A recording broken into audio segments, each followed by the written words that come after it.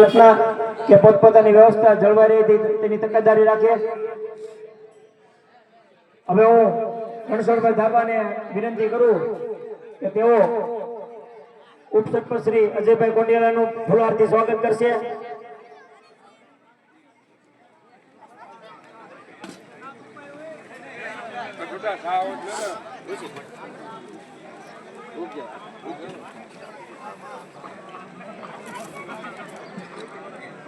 ખૂબ ખૂબ ધન્યવાદ અજયભાઈ, રણછોડભાઈ। હવે હું ગાંડાતાને વિનંતી કરીશ કે તેઓ માજી ઉપસરપંચ દિનેશભાઈનું ફૂલહારથી સ્વાગત કરશે।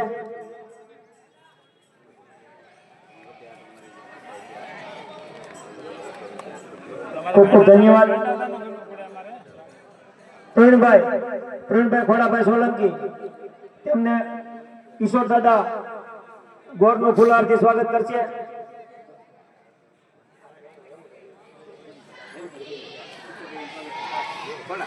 હેમુભાઈ કિશોર દાદાનું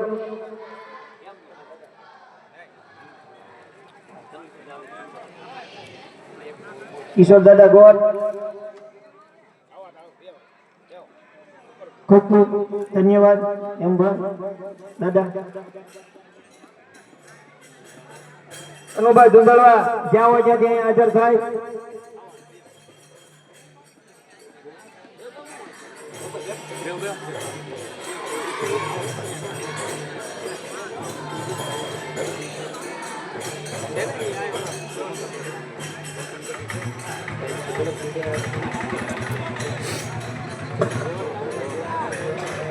હેલો જે કડિયાળીની સરપંચ પધારી રહ્યા છે સૌજીભાઈ મકવાણા, તેમનું સ્વાગત કિશોરભાઈ ખોડાભાઈ કરશે। આવો ફૂલહારથી।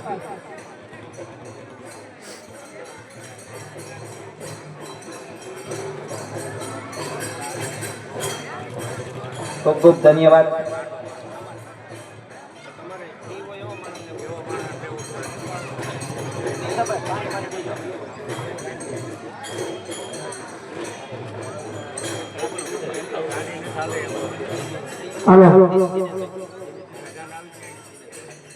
દિનેશભાઈ લાખાભાઈ સોલંકી નું વિનંતી કરું કે તેઓ હિંમત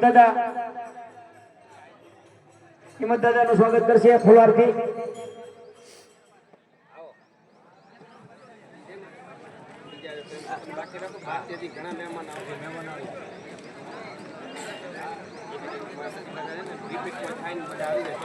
ખૂબ ખૂબ ધન્યવાદ દાદા।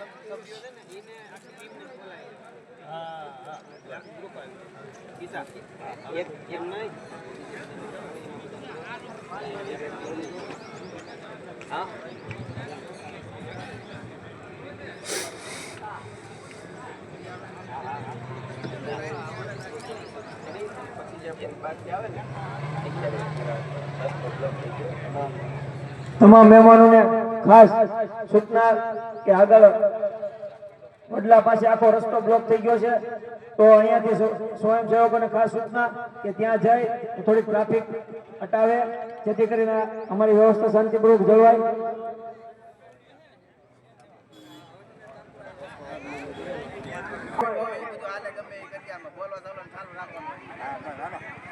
ઘડી કામ છે ભાઈ, ઊભી જવા દે એમને।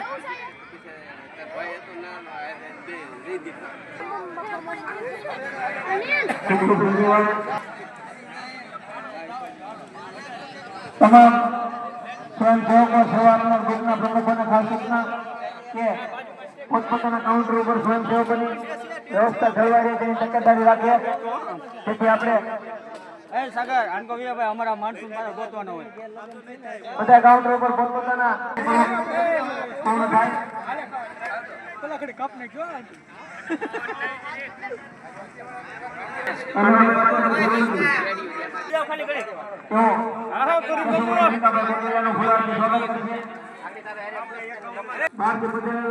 મહેમાનો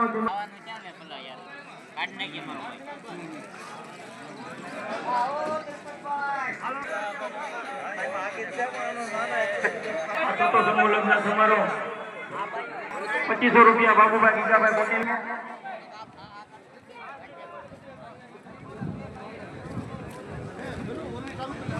અહીંયા ગૌતમભાઈ શંભુભાઈ સાંકટ ગામ બોરાળા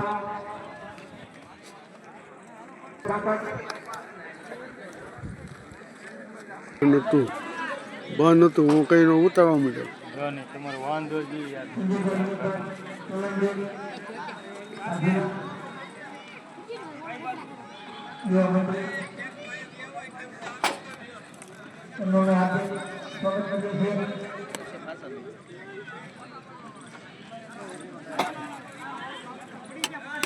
બે શબ્દ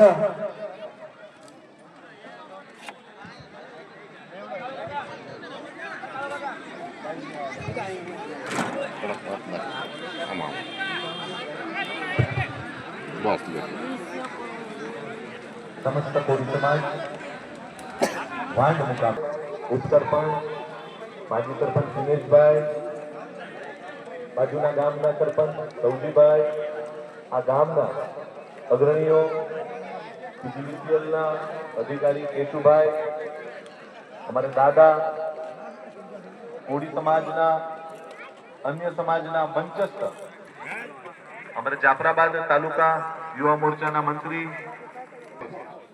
પણ એક આ ચીલો પડી ગયો છે. મને કહેતા ગર્વ થાય છે કે આખા ગુજરાતમાં કોઈ તાલુકામાં કોઈ સૌથી વધારે સમૂહ લગ્ન હોય તો એ જાફરાબાદ તાલુકામાં છે. 41 ગામમાંથી 39 થી 40 ગામ, કદાચ એકાદ ગામ કોક રહી ગયું હોય શામળાભાઈ, લગભગ હું માનું ત્યાં સુધી બધા ગામમાં સમૂહ લગ્ન છે. અને આજે નસીબે ખાલી એક જ સમૂહ લગ્ન છે વાંઢની, બાકી કાલથી ચાલુ થઈ જશે બધી જગ્યાએ. એટલે એક દિવસમાં 4-4, 5-5 સમૂહ લગ્ન હોય છે. સમય એક સરખો જ સમય હોય છે. માનો સવારે 10 વાગ્યાથી કે 9 વાગ્યાથી ચાલુ થાય અને 12-1 વાગે બધું ભોજન લઈને બધા છૂટા પડતા હોય છે. એટલે ઘણીવાર થાય કેવું કે બધા સમૂહ લગ્નમાં આપણે ન પહોંચી શકતા હોય છે, કેમ કે સરખો સમય હોય, એક ભાકોદર હોય તો બીજું ટીંબી હોય, કા પછી ખાંભાના કોઈ ગામડાઓમાં હોય, કેમ કે ખાંભામાં બીજા મહિનામાં એક જ દિવસે 6 સમૂહ લગ્ન છે. પણ મને કહેતા ગર્વ થાય છે કે વડીલોએ આ જ્યોત પ્રગટાવી છે એ સમૂહ લગ્નના નામથી છે. ઘણા બધા વડીલો આપણી વચ્ચે અત્યારે નથી, પણ એ લોકોનું સંઘર્ષ એ વડીલોએ એ નાનું એવું વૃક્ષ વાવ્યું હતું, આજે એ વડ વૃક્ષ થઈ ગયું છે. મારી યુવાનોને ખાસ હાથ જોડીને મારી વિનંતી છે કે જેમ આજે આ સ્વયંસેવકો ત્યાં બેઠા છે, આવતા 2-5 વર્ષમાં એ અહીંયા બેઠા હશે. અને દરેકે દરેક સ્વયંસેવકો તમારું પોતાનું આ પ્રસંગ છે એવી જ રીતે આને પૂર્ણ કરો, કેમ કે લગભગ હું માનું ત્યાં સુધી હવે જમણવાર ચાલુ થઈ જશે અને એકાદ વાગ્યા સુધી તો સતત ચાલશે. માનું ત્યાં સુધી હજારોની સંખ્યામાં લોકો આજે પ્રસાદ લેશે. પણ મને કહેતા ગર્વ થાય છે કે ઘરે ઘરે લોકો સમૂહ લગ્નના માધ્યમથી જોડાવા માંડ્યા છે. અને આખા ગામમાંથી ગામ, હમણાં જ મને સૌજીભાઈ કહેતા હતા કે જાન હમણાં આવી છે ત્યાં પણ જવાનું છે. એક ગામમાંથી બીજે ગામમાં અહીંયા જાનું આવતી હોય, એકબીજાને મળવાનો મોકો મળે, કેમ કે આ બીજી સમયમાં જો બાબરકોટથી કરશનભાઈ બી આવી ગયા છે.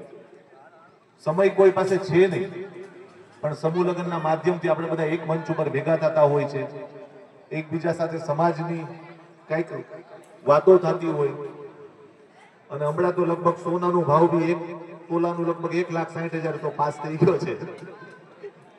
હવે તો સોનું તમારે લેવું હોય એ વિચારવું પડશે. હજી ભાવ વધ્યા જ કરીએ. અને હવે કોઈ એમ કે વર પક્ષ કે કન્યા પક્ષમાંથી કે સોનાનું હું આપ્યું તો વિચારવું પડશે, કેમ કે લગભગ બુટિયા લેવા જશો તો 50,000 લાખ રૂપિયા આવશે. તો આગેવાનો એ પણ ખાસ નોંધ લેજો વર પક્ષ કે કન્યા પક્ષમાં કે સોનાની બહુ માંગણી કરવી નહીં, કેમ કે બહુ મોંઘું થઈ ગયું છે. પણ આજે આટલા બધા લોકો અહીંયા ભેગા થયા છે, લગભગ આખો રોડ, કરશનભાઈ આવો, આખો રોડ ટ્રાફિકથી જામ થઈ ગયો છે. આજુબાજુના બધા ગામના લોકો અહીંયા પધારવાના હોય. મને પણ અહીંયા બોલવાનો મોકો મળ્યો. હીરાભાઈ બી આવવાના હતા, પણ આજે સમાજના સુરતમાં પણ એક લગ્ન છે, એટલે સુરતના લગ્ન પૂરા કરી અર્જનભાઈ સુરતના લગ્નમાં હોય. અને વાંડ આજે હું આવ્યો છું પણ સમાજને એક સંદેશો દેવા આપ્યો છું કે દરેકે દરેક લોકો આ સમૂહ લગ્નમાં જોડાવું, કેમ કે સમૂહ લગ્નમાં લગ્ન કરવાથી કોઈ નાનું નથી થતું. સૌજીભાઈ, હું પોતે પણ સમૂહ લગ્નમાં પરણ્યો છું. મારા લગ્ન પણ સમૂહ લગ્નમાં થયા છે. મારા લગ્નમાં જો કરશનભાઈ બધા આવ્યા હતા બધા.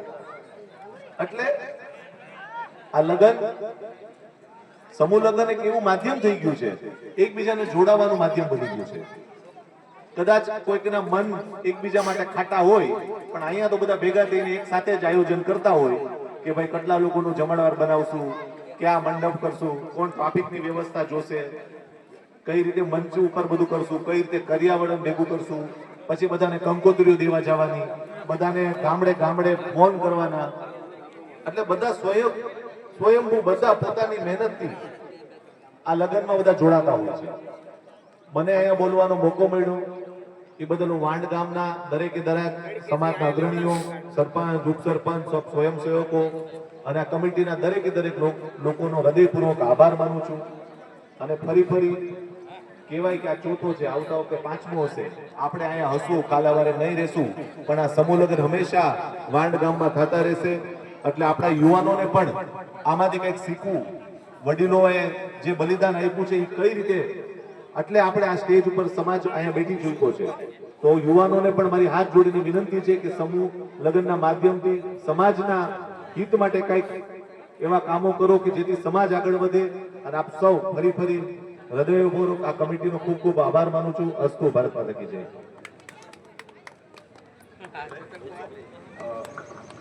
આલ્યા પછી